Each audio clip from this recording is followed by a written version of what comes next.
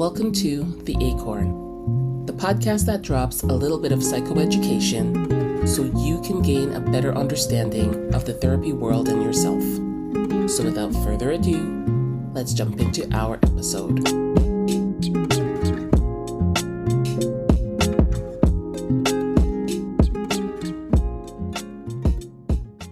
Hello and welcome to Season 1, Episode 11 of The Acorn.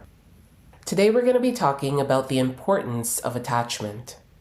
Now there's a lot to say on this topic, so I'm going to be dividing it up into two different parts.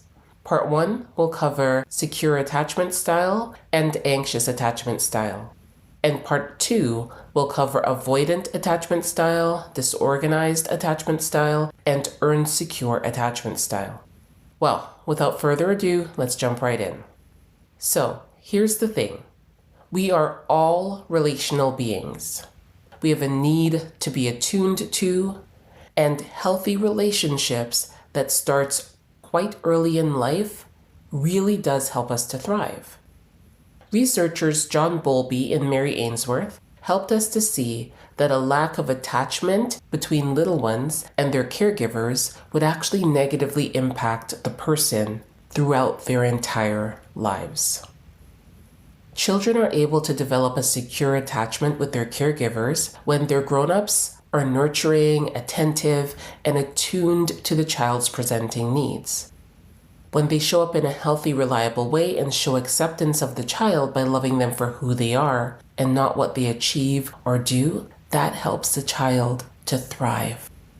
As a result, these kids, they grow up feeling regulated and stable, and they tend to have a stronger sense of self.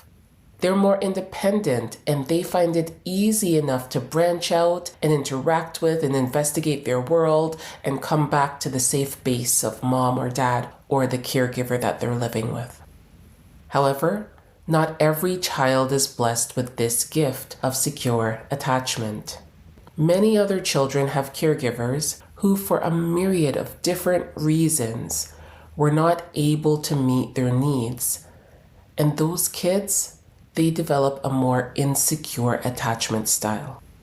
To help you understand about this a little bit more, I'm going to share the 3 different kinds of attachment styles, and we'll talk about one of them today. The 3 kinds of insecure attachment styles are anxious attachment, avoidant attachment, and disorganized attachment, which is sometimes called fearful avoidant. Today we're going to be talking about anxious attachment styles. So, with anxious attachment, that comes about when the caregiver often misattunes to the child's needs and is inconsistent with their parenting. So caregivers may be more intrusive or enmeshed, seeking to unconsciously take care of their own emotional needs rather than meeting the emotional needs of the child. Whereas other times, the caregivers are attentive and they're actually supportive. So as you can imagine, these kinds of mixed signals would then confuse the child. What results is a child who has a core fear of abandonment or rejection and who struggles with feelings of low self-worth. These people grow up and they tend to be more clingy and hypervigilant. They're jealous and they're anxious in their relationships with other people. They may seek out constant reassurance from their friends and later on their partners, which is challenging if their partner is also insecurely attached. So as you can see, this is challenging. It's challenging to be on the receiving end of this kind of parenting, and it does have a long-term effect. Here's the good news though. No parent has to be a perfect parent. I'll say that again. No parent or caregiver has to be perfect. You just have to be good enough.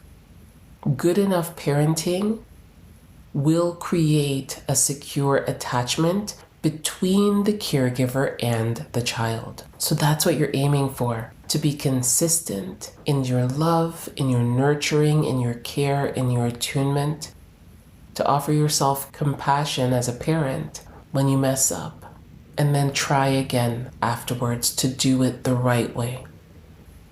Well, that was part 1. As a reminder, part 2 will cover avoidant attachment style, disorganized attachment style, and earned secure attachment style. So for those people who come from a more challenging experience, maybe they have some of the ACEs. I did another episode on adverse childhood experiences. So go back and check that out. So for those people who have a more insecure attachment style and they're recognizing, I had these ACEs in my background and now I have this insecure attachment style, there's still hope.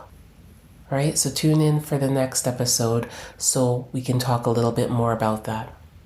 So you can also read all of this on a blog post entitled The Importance of Attachment, and I'll have everything there together. So it won't be divided up on the blog post in part 1 and 2. It's just going to be all together. Now, as we close out this episode, please remember to take a moment in your day to remind yourself to pause, breathe, hope, and heal.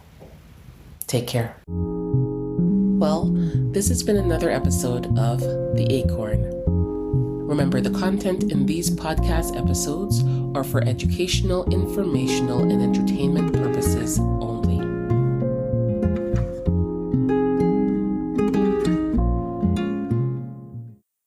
Disclaimer. Anything said in this podcast should not be considered as treatment, professional consultation, advice, clinical instruction or assessment, or any other mental health replacement. Listening to this podcast does not create a therapist-client relationship between you and the podcast host. Always seek the advice of your own mental health provider regarding any questions or concerns you may have about your mental health needs. Also, if you need immediate help, contact your mental health provider or call 911. Take care.